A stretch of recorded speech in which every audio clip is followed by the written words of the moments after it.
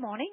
Thank you for standing by, and welcome to Sodexo's first quarter fiscal 2026 revenue conference call. After the presentation, there will be an opportunity to ask questions by pressing star and one at any time.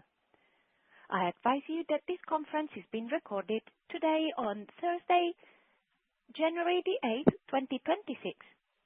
At this time, I would like to turn the conference over to the Sodexo team. Please go ahead.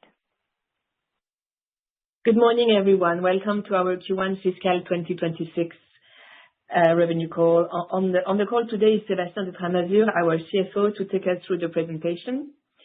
After Sébastien's remarks, we will open the line to take your questions. We'll ask you to please limit yourself to 2 questions and 1 follow-up. Please get back to the IR team if you have any further questions after the call. With that, I'll now hand over to Sébastien. Thank you, Juliette, and good morning, everyone. I wish you all a very happy, healthy, and successful 2026. And thank you for joining us today. So I will start this call with a brief look at our first quarter performance before I touch on our operational priorities and our outlook for the year, and then I will be happy to take your question. So in the first quarter of fiscal 26, Sodexo delivered revenue of 6.3 billion euros, and this is broadly in line with our expectation. Organic revenue growth was 1.8%, while reported revenue were impacted by a negative 4% currency effect, with a negligible contribution from acquisitions and disposal. So looking now at our performance by geography. In North America, our organic growth was -1.5%. This reflects several known factors, including contract exit in education and business and administration last year, as well as a strong prior year comparison for Sodexo Live, as we had exceptional event activity in the first 2 quarters of last fiscal year. And these effects were partially offset by contributions from the new healthcare contracts we enter into the 4th quarter of last fiscal year. In business and administration, while we had anticipated a negative trend and due to the contract exit I just mentioned, it was amplified by scope changes at a few larger accounts, and to a lesser extent by external elements linked to the US government shutdown. Meanwhile, Sodexo Live performed slightly better than expected, as the Mariners' successful run in the playoffs provided a welcome boost, with additional games at the T-Mobile Park having a positive contribution on revenue. In Europe, organic growth reached 2.4%.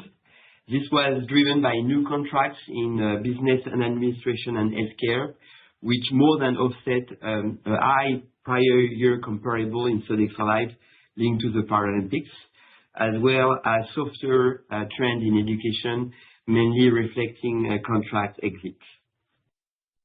In the rest of the world, organic growth was strong at just over 10%. This was driven by solid performances in Australia, supported by new contract and scope extensions, along with good momentum in India in corporate services and in Brazil and Chile. Overall, across dynamic markets where we operate in this region, we are making significant progress, with a robust growth coming from both new wins and from healthy underlying momentum on existing contracts. Then from a strategic and operational perspective, as you know, Thierry joined us as our new CEO in November, and as stated in the press release this morning, is currently in an assessment phase across the business, spending a lot of time in the field with our clients and with our team, and he will share his initial views at our half-year result in April. And this will be followed by a more comprehensive assessment and plan before the summer break. In the meantime, we are not standing still. Our near-term priorities are clear, and execution is moving forward. And let me briefly update you on the initiative we outlined at our full year. In the US, we are strengthening our sales organization Our objective is to double the size of our North American sales team within 2 years. Since the beginning of this fiscal year, our sales force has increased by 20%, with continued recruitment in priority segment. For example, we have increased the number of salespeople in our education segment by 40%. And more broadly, over half our sales team has joined in the past 18 months, bringing in new talent and fresh energy. We are also accelerating the time to productivity by strengthening onboarding and training, and by embedding AI across the sales cycle from prospecting to proposal development. On supply chain, we are redesigning how we buy food and moving to standardized ingredient level offers with common specs, so we can buy at scale and strengthen compliance through our digital tools. In the US, this new target operating model is already delivering tangible benefits in the first pilot sites. We are also rolling out our AI-based retail compliance tool. It's called Perfect Score. This is significantly improving planogram compliance. And these early results give us confidence as we scale the model across the US portfolio through fiscal year 26. On ERP, India will go live in the second half of the year with our global finance and supply system. And in North America, deployment of the new food management system is now on the way. Overall, this multi-year program remains key enablers of operational discipline and scalability. On global business services, progress continues. We have completed our large IT outsourcing program covering run activities for application and infrastructure.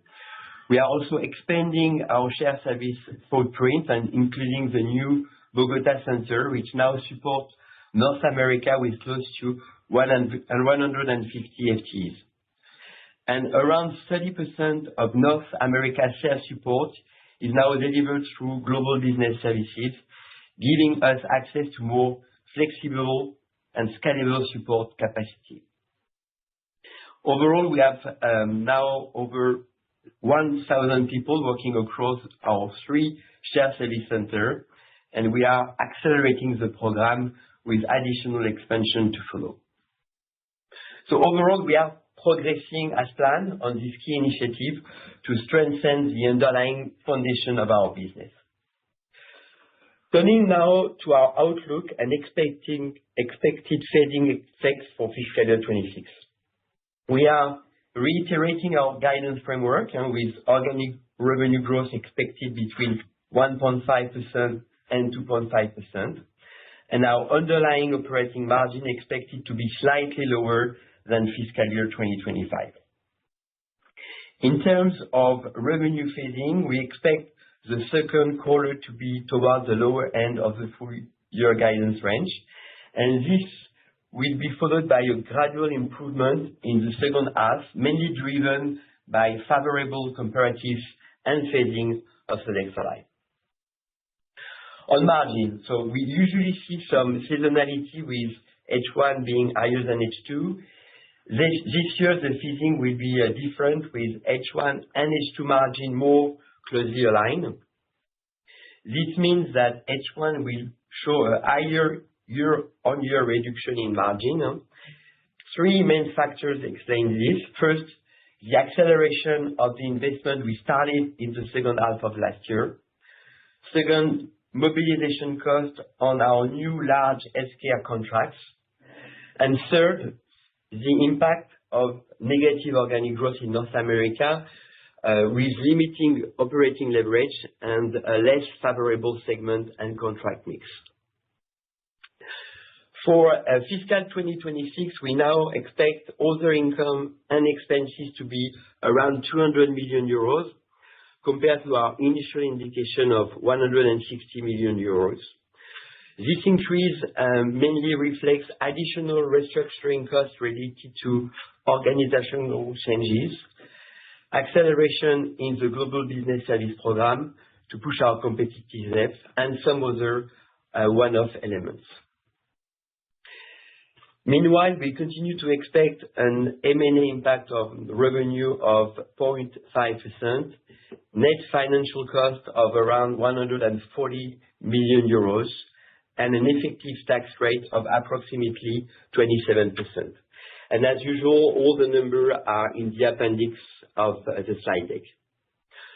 So overall, our fiscal Q1 performance is consistent with our expectation.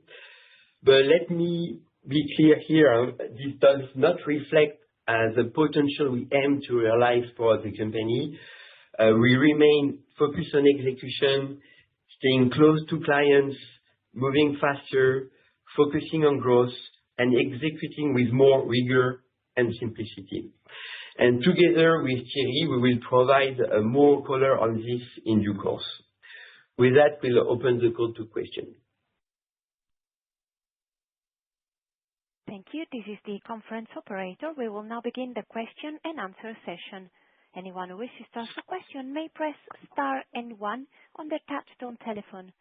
To remove yourself from the question queue, please press star and two. Please pick up the receiver when asking questions.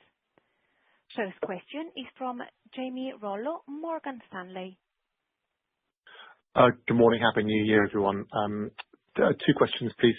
First of all, there seems to be a little bit less disclosure than usual. I appreciate it's only the first quarter for sales only, but it would be great if you could please give us a general breakdown of organic sales growth between pricing, volumes, and net contract gains for the quarter, and also food versus facilities management. And then secondly, Sébastien, I think you said that Q2 organic sales will be the low point.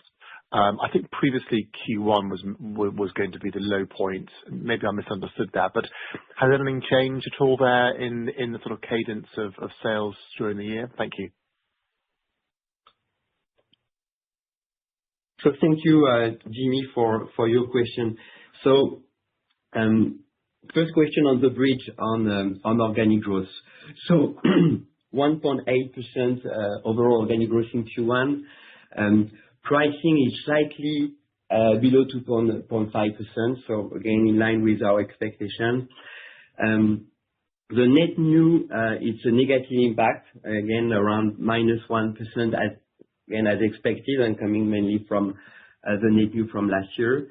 And the like-for-like volume is slightly positive, circa 0.5%. And if you restate the impact of the Paralympics, overall organic growth for Q1, it's 2.1% instead of 1.8%, and the impact of volume are at 0.8% instead of 0.5%. So on the phasing, so we are expecting Q2 again towards the low range of the guidance, but the same expectation for Q1.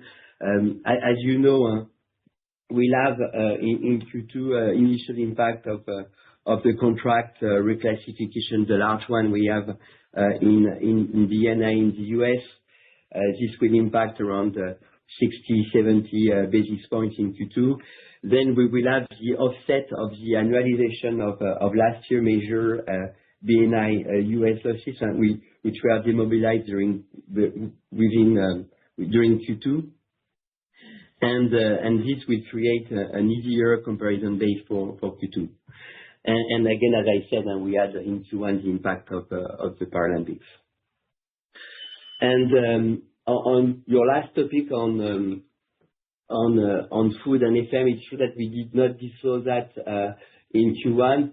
It's more or less at par, I would say, between food and facility management, even if the food organic growth is affected obviously by the losses in university, because in this segment in the US it's mainly food.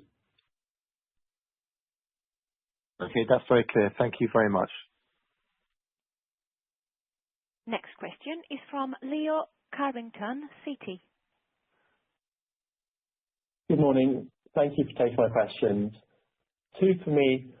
Firstly, the large healthcare contracts that you referenced that are ramping up. We also saw the full outsourcing of the Penn healthcare contract. Are you seeing any acceleration in outsourcing in this sector over the last year, or is this activity idiosyncratic phasing?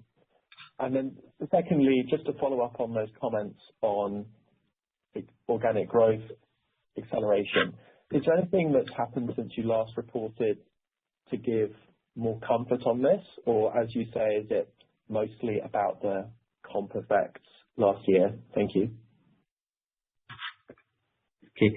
So there is a good momentum on the healthcare segment in North America, definitely, with good development last year and good also pipeline and potential for this year.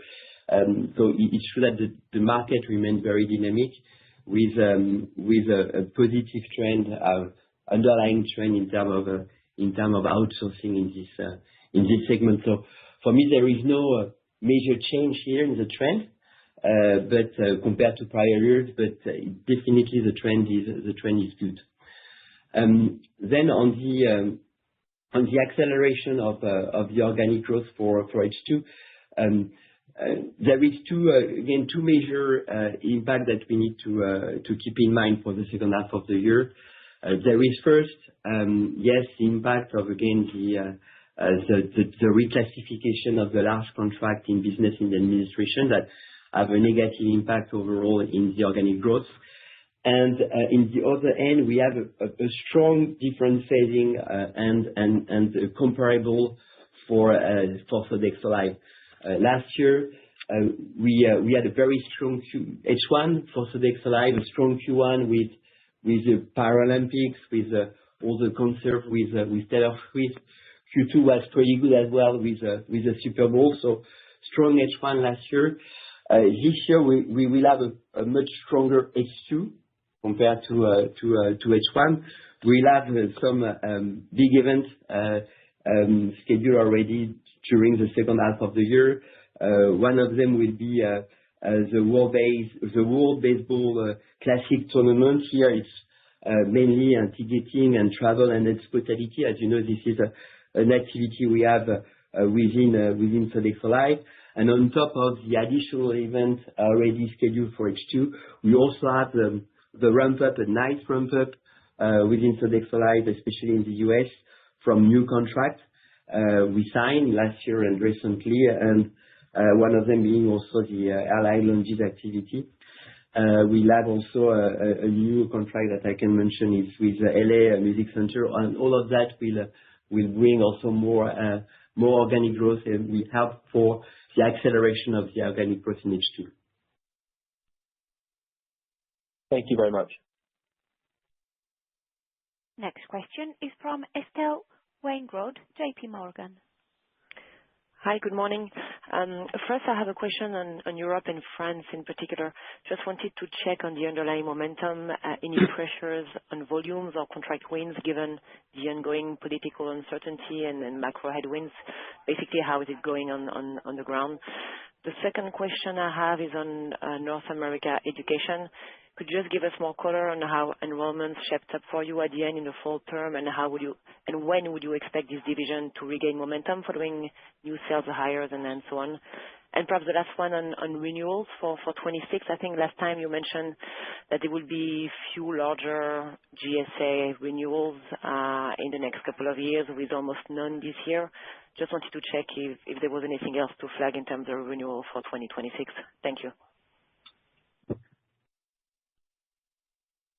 So thank you, Estelle. So on the first question on France, underlying momentum, here in France, I mean, the trend, I would say, remain pretty stable. It's true that, again, overall, it's a tough context, I would say, but we see, again, same trend overall in all the different segments. We don't see any significant pressure in terms of volume. So as you know, France remains a very large, important market for us. And we don't see at this stage any big change in terms of underlying trends. It's a competitive market, but nothing new in terms of volume evolution. On your second question regarding North America and the enrollment, so the enrollment in North America, higher education, it's in line with what I shared with you in October. Overall, there is a decrease when we look at our portfolio of -0.7%. This was really, again, in line with our expectations. And this has obviously an impact on our organic growth for the year, and it's part also of the explanation of the negative organic growth in education for Q1. And then on your last question about the pipeline of retention renewal, there is no, as we mentioned, there is no very, very large contract, and it's a normal renewal cycle, even if, as you know, based on the average duration of the contract, every year it's a sizable amount of renewal at stake. But nothing big, super big this year. As we already said, there is no global account in fiscal year 2026 at a rebate phase. Okay, thank you. Next question is from Simon Lechipre, Jefferies. Yes, good morning. Two questions, please. First of all, coming back on the phasing for organic growth and the acceleration for H2, I mean, I would assume pricing will further slow in H2. Also, you have this contract reclassification, so this is probably altogether more than 100 basis points to offset compared with 2% underlying growth in Q1. And then when looking at the comps, it doesn't look massively easier in H2. So what should drive the organic growth acceleration? Is it mainly a function of the annualization of the losses, or is it the expectation of an acceleration in new business wins? And secondly, relating to this, how the pipeline of new contract has evolved since October? Does it give you more confidence than that new business wins should accelerate through the year? Thank you. Okay. So coming back to the phasing, so what I said that we have two major impacts in H2. The first one, as you mentioned, is really the impact of the reclassification of the large B&I contract. So this is a negative impact. And this impact is offset by the phasing and the much more favorable H2 for Sodexo, as I mentioned before. Then you are right also to explain the slight improvement of the organic growth over the year. There is other items. I mean, first one is the annualization of the losses. As you said, the losses, some of them B&I mentioned it, that we demobilized in Q2 last year. So this will have, I would say, a positive impact in H2. There is also, I mentioned it, the good momentum in healthcare. So we continue to see a ramp up of new contract in healthcare during the second half of the year. And also in the second half of the year, we have a more favorable segment mix with a lower weight of education. So then on the pipeline, the pipeline remains solid, and again in line with what we are expecting. And what I can tell you on the pipeline and on the development is that with the arrival of Thierry, we are really pushing the team on much more commercial intensity. We are pushing the team on deal execution. There is a clear momentum here on winning more and being a bit more aggressive on the market to capture more sales and more development at this stage. Got it. Thank you. Next question is from Kate Xiao, Bank of America. Good morning and Happy New Year. Thank you for taking my questions. The first one is on retention rate. Can you kind of confirm whether the forward-looking retention rate is still stable at around 94%, or is there kind of more recent contract losses that we should be aware of that could drive this a bit lower? My second question is on World Cup, which is, a big event for Sodexo Live in H2. I guess I understand that, a number of players in the field are bidding for the contracts, including you guys. What is your understanding of the timeline there? And what do you think is the total market opportunity there? And within that, what kind of level is the, I guess, amount of contracts that Sodexo is bidding for? Thank you. So first on retention. So when we look at our forward-looking retention rate, it's broadly in line again with expectation at this stage of the year. So no big surprise in Q1. We had few disappointments, nothing material in the context of the group. We also had a very encouraging outcome. We managed to secure also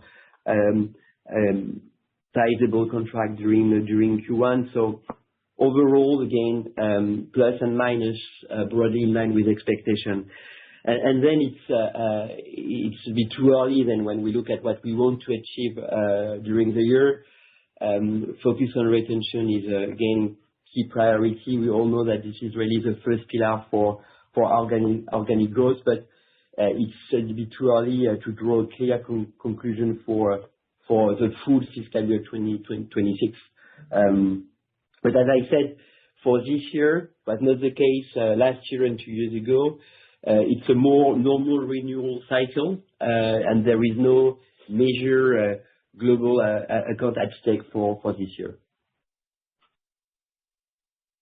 Then on your second question on the pipeline, yes, so the pipeline for Sodexo Live it's good, and there is some already secured event. The one I mentioned already, the World Baseball Classic tournament, this ticketing is for sure there.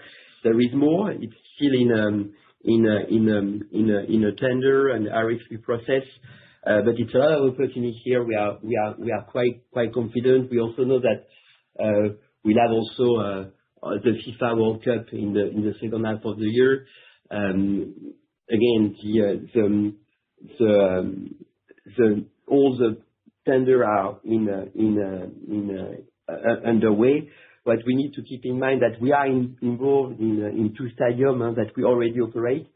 One is the Hard Rock Stadium in Miami. The other one is the BC Place in Vancouver. So we are in a good place there. But again, we get the result of those RFP in the coming months. But it's definitely a very good opportunity for us. But it's a bit too early to comment on the financial impact.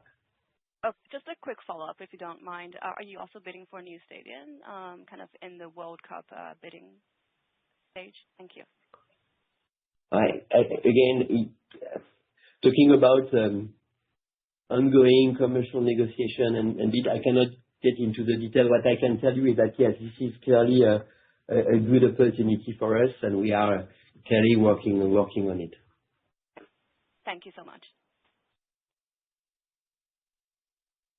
Next question is from Jaafar Mestari, BNP Paribas. Hi, good morning. I have two questions, if that's okay. Firstly, just on group margins in H1, just wanted to clarify, you said H1 and H2 margins will be more or less aligned this year. Normally, there's at least 80 basis points difference between your H1 and your H2. Is that the sort of order of magnitude of margin deterioration you're expecting in H1? I mean, unless you think margins improve year on year in H2. And then on North America B&I, you said you expected it to turn negative, but it was trending 4% organic in the last 6 months. Now it's -7.5%. It's a huge deterioration. I know there's government shutdown, which may be transitory, but on the rest, on the scope changes that you flagged, can you explain really behaviorally what's happening? What are clients saying? Are they giving services away to other providers? Are they just cutting services? And I guess in all cases, is that here to stay for the next 12 months before it starts to annualize, or is there anything that's calendar, that's one-off in Q1? Okay. Thank you, Jafar. So on the margin, as I said, this year we are expecting to have H1 and H2 margin more closely aligned, and we'll see a reduction in terms of margin on a year-on-year compared H1 this year to last year. And you are right on overall on your number, and here it's really you understand the drivers here of the explanation of the reduction. Again, as I said, it's really the acceleration of the investment. It's a mobilization cost for healthcare, and also the fact that we don't have this leverage in terms of top line, and North America, especially North America being our region with the highest profitability, and the impact also in education, knowing that education is also one of the segments with a pretty good margin. Obviously, the change in the mix is impacting our margin for H1. And then on the B&I organic growth for Q1, so it's a mix. I mean, the impact of the net new, so this was I mentioned, it was clearly anticipated, super clear for us. Then there is also always a little bit of volatility on the facility management part. You could have some reduction of scope. This is clearly a decision from the client. You also have some volatility in terms of project. In this case, it's impacting negatively North America in Q1. We're not expecting exactly the same trend for the coming quarter. It should improve there. And again, coming back on the volatility here, it's true that it's a negative impact in North America for B&I, but we had also very positive impact in the rest of the world, for instance, with a very strong activity in Q1. And part of that is also due to more project work coming from our IFM contract, especially in energy and resources. Thank you. So H1 margins, I mean, H2 margins were 4.2% last year. Is that the right order of magnitude for H1 margins this year? But we are expecting margin. You have a guidance for the year. There is a market consensus. We are expecting margin to be aligned between H1 and H2, so that gives your number. Thank you. Very clear. Next question is from Carl Green, RBC. Thank you very much. Yeah, just one residual question from me, please. Just wanted to clarify your comments about the ambition to double the size of the sales team. Can I just check whether that was North America or globally? And I think you also mentioned that around half of the sales team has joined in the last 18 months. Could you just give a little bit more detail about the kind of hiring criteria for those sales individuals, the sort of backgrounds, levels of experience, etc.? Thank you. Okay, thank you. So, yeah, the number I share with you in terms of the increase of the sales team is really for the US. And this objective, we have to double the size of our sales team. It's for North America. We have clear priority here. One of them is really higher education. We spoke about that. We need to strengthen the team in this segment with strong potential. It's also on account management as well, where we really need to strengthen the team as well. So this is really part of the plan, to really strengthen this activity there. And And then in terms of background, in terms of salespeople, well, here, again, it's true that 50% of our existing sales team is coming from external. I think it's important for us to bring also new talent within the company. It's good to have also fresh eyes and new level of energy. It's exactly what we want to do. Then in doing that, we also need to work on the onboarding, on the training. So it's true that it takes a little bit more time to see tangible results. So we'll not improve development there in next quarter. But what is super important is that we are really preparing this acceleration of the development of the growth with bringing this new talent and the new sales team within the organization. Okay, that's helpful. Thank you very much. And if I can be cheeky, could you give an approximate indication of how many sales and marketing people you now have in the US, please? So what we said, again, for competitive reason, we are not sharing the absolute number in terms of sales team. But what I can tell you again is really that we need to increase the team, and it's clear in terms of objective with doubling the size, and we have been progressing well in this objective. Understood. Thank you. Gentlemen, there are no more questions registered at this time.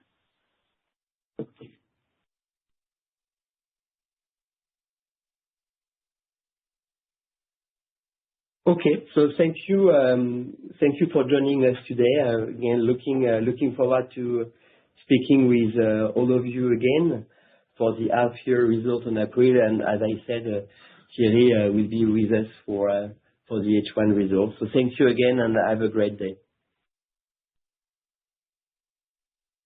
Ladies and gentlemen, thank you for joining. The conference is now over. You may disconnect your telephones.